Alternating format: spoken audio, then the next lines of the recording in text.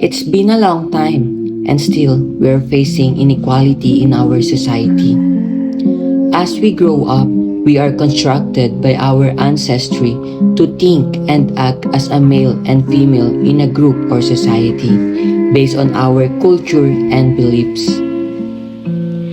Male should show their masculinity in terms of clothing and leadership, and their emotion must be strong because that's the representation of being a man in a family, group, or society. Females show their feminine sides.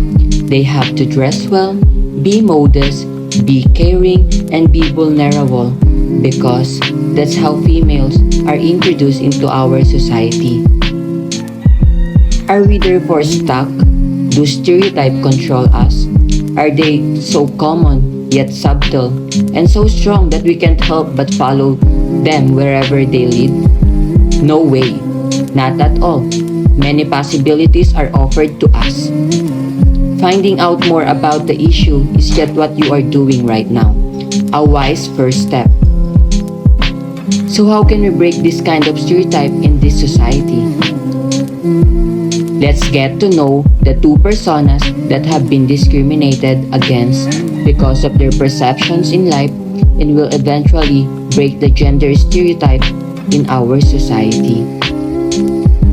Ako nga pala si Vince, isang estudyante sa kolehiyo. Madalas akong katyawan at pagtawanan sa aming eskwelahan. Sa pang-araw-araw kong pamumuhay, ang pagpasok sa paaralan ay isang mabigat na hakbang na aking pasanin dahil kailangan kong pagdaanan ang mga mapanuksong titig at mga salitang masasakit na aking naririnig.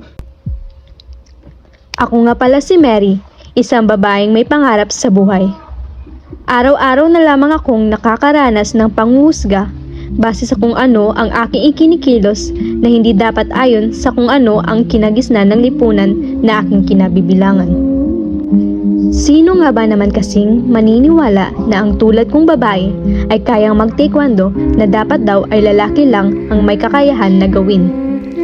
Araw-araw na lamang akong nakakaranas ng panghuhusga base sa kung ano ang aking kinikilos at sinusuot na hindi dapat ayon sa kung ano ang kinagisnan ng lipunan na aking kinabibilangan.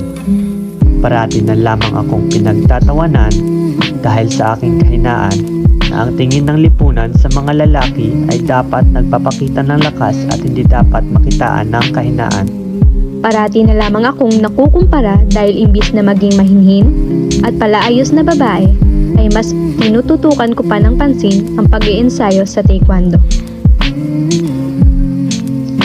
Ngunit, paano ko naman magagawa yun? Dito ang aking gusto, dito ako komportable, at higit sa lahat, dito ako masaya. Walang araw na hindi natapos ang panghuhusga ng lipunan sa akin. Minsan nga ay itinatanong ko sa aking sarili, ano nga ba ang mali sa akin?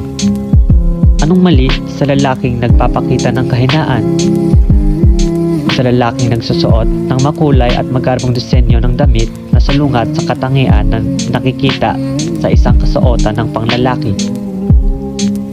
Walang araw na hindi natapos ang panghusga ng lipunan sa akin. Minsan nga ay itinatanong ko ang aking sarili. Ano nga bang mali sa akin? Anong mali sa babaeng nagpapakita ng lakas? Sa babaeng mas gugustuhin pang mag-ensayo para sa sariling kaligtasan. Babaeng nagpapakita ng lakas ng loob sa lahat ng hamon sa buhay.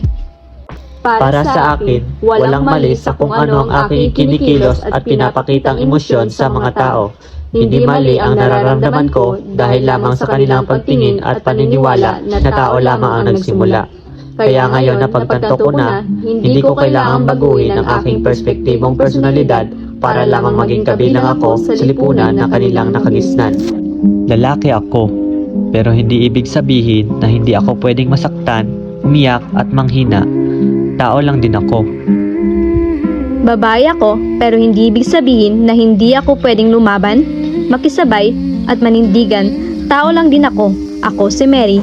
Gagawin ko kung ano ang nararapat na magpaparamdam ng tuwa sa akin. gagawin ko kung ano ang magpapagaan ng aking loob. At higit sa lahat, gagawin ko kung ano ang nararapat na magpapadama ng komportable sa aking katangian at personalidad.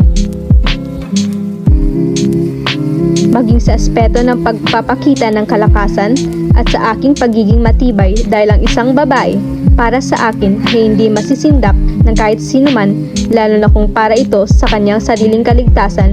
Bagkus, sa panahon ngayon, masigurado na ang may alam at kayang ipaglaban ang sarili sa kahit sino man. Maging sa aspeto ng pagpapakita ng kahinaan at sa aking emosyon, dahil ang isang lalaki para sa akin ay hindi takot makita ang kanyang tunay na nararamdaman at gusto sa buhay. Bagkus, ito ay nagpapakita ng katapangan sapagkat kaya niyang panindigan kung ano ang sa tingin niya ang tama ayon sa kaniyang nararamdaman, kahit na alam niyang maraming mapanghusga sa lipunan.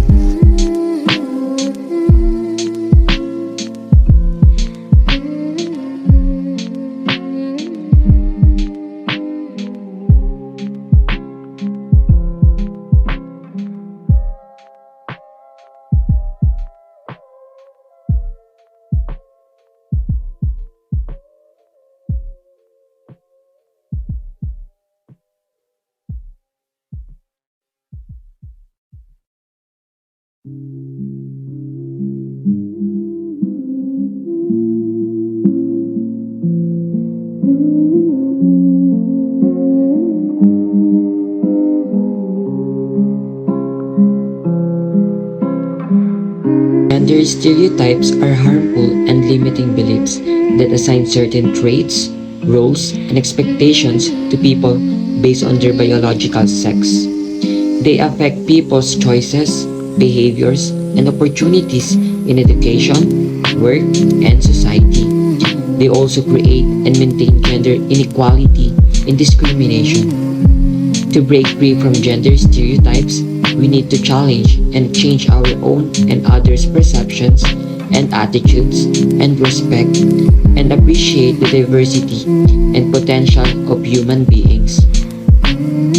Breaking stereotypes in society will lead us to more opportunities that will not need to weigh up which one is stronger or weaker, or the way we act and communicate, giving the chance to both sides to express what they feel and how they introduce themselves in a society can uplift everyone, and our society will be a safe place for each one of us. Mga nabuo nga ginapatihan naton hay dapat tapuson. Pantay nga karapatan para sa tanan hay dapat nga isulong para sa ikaunlad it atong kinabukasan. Ang mga nabuong paniniwala ay kailangang wakasan. Pantay na karapatan para sa lahat ay dapat isulong para sa maunlad na kinabukasan. Constructed beliefs need to end. Equal rights for all must be promoted for a prosperous future.